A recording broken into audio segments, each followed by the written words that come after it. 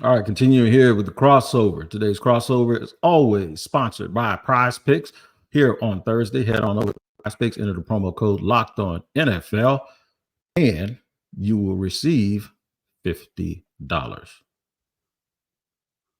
Is that it, Peter Bukowski? That sounds good to me. Sounds good. Sounds good to you because it sounds good to me. All right, look, we got to make some.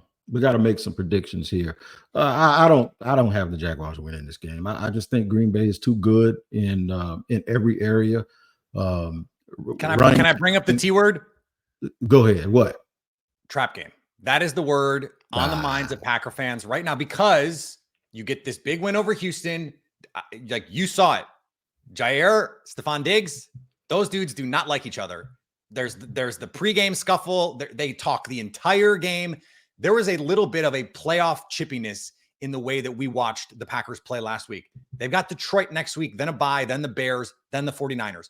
This is the meat of their schedule coming up. If you're going to come out and no-show because you overlook an opponent, this would be the week. I don't believe in trap games generally. I think it's nonsense. I think championship teams take care of business. And I think the Packers are a potential championship caliber team, but this game scares a lot of Packer fans right now, Tony. I'm just telling you.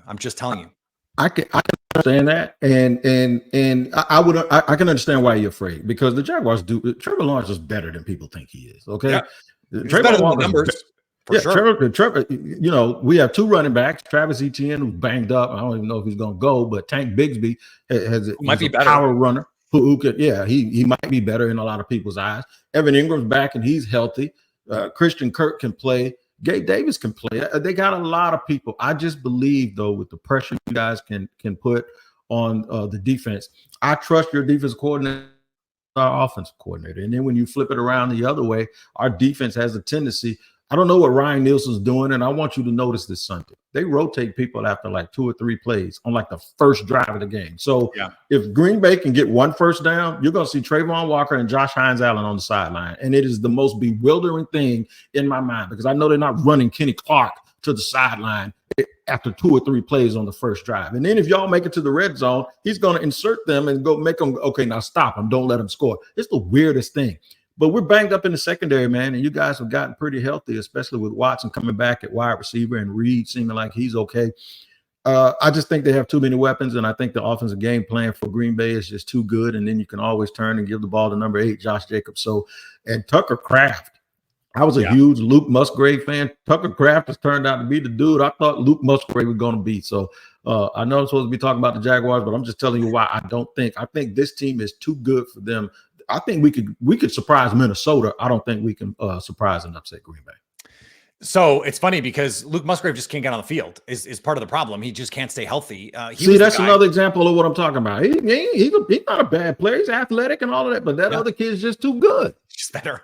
It is well, and that's why you double up. That's why in that draft they drafted 2 kids, top 100 picks at tight end, a need position. They bring in Ben Sims, undrafted free agent in that draft, and now Tucker Kraft has ascended. Luke Musgrave's hurt. Doesn't matter. You've got this really good player, leads the NFL in yards after contact. Tucker Kraft. This is true. 9 yards after contact per touch. That is crazy. That's if you try and tackle him, he's going to pick up a first down after you try and tackle him. Like he is a nightmare to tackle. And I think this is on both sides of the ball where the game is going to be won and lost. The Jaguars are number 1 in Trevor Lawrence is the number 1 quarterback in EPA throwing to the middle of the field.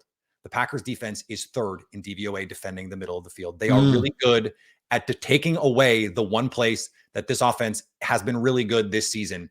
And if you want to throw the ball deep down the field, good luck. Xavier McKinney and Evan Williams are the 2 highest graded safeties in the NFL in coverage this season. It's going to be a tall task to try and do that. On the other side of the ball, these linebackers are a problem. There's a reason this is the worst defense in the NFL by DVOA. And by a couple other metrics, I think that middle of the field defense, Jordan Love, he loves to throw those slants, in breakers, deep, the digs back in behind. They love to run these dagger concepts where you've got the big in breaker with the clear out route. I think that's going to be where they can take advantage. The middle of the field is going to be where this game is won for Green Bay and lost for Jacksonville. I said it in The Leap, a newsletter I would love for your fans to go subscribe to and check out this week. That a focused Packers team comes in and scores 30 and wins this game by a touchdown or more. And I think that's what's going to happen. I think this team is locked in that kind of way. And so I like, this is one of those games where I think like 31-21 is kind of where I feel like this is going to go. Don't turn the ball over if you're Jordan Love. And I think that it's just too much right now for these two teams. So that's what I got you. Here's what I think Packer fans are going. I think it's going to be an entertaining game, and I believe y'all will leave saying they're better than 2 wins. But I'm going to tell you the difference between the organizations. Okay. How much did y'all pay for Xavier McKinney? Well, let me rephrase that. Lot. How much was his contract? $17 million a year, I think, is the number. Well, that's a lot. So it's probably a little bit more, but I guarantee you, whatever that number is, y'all probably laughed at the fact that we gave Darnell Savage all the money that we were giving him to play slot. And you know, to be honest, he's been a little bit underwhelming for us. Well, and think about this, Tony. The Jaguars gave Gabe Davis $13 million a year. Would you rather have Gabe Davis at $13 million or Xavier McKinney at $17 million? I mean, I'd rather have Xavier McKinney. It's a no-brainer. See, all of it's no-brainers.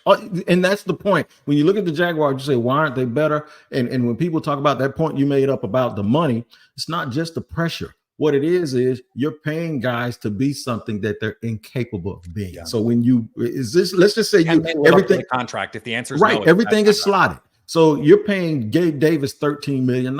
Well, Gabe Davis ain't a $13 million wide receiver, but the expectation is that he will be.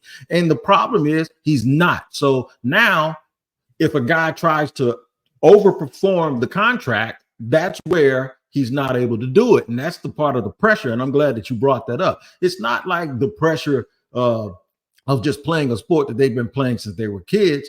It's the pressure of you paid me to be something that I'm not. You can't pay Robin to be Batman. You can't pay either one of them to be Superman. It just doesn't work. And I think that's the problem with the Jacksonville Jaguars. They haven't drafted well enough, so they have to go out and overpay and spend big money in free agency, and it just has not panned out.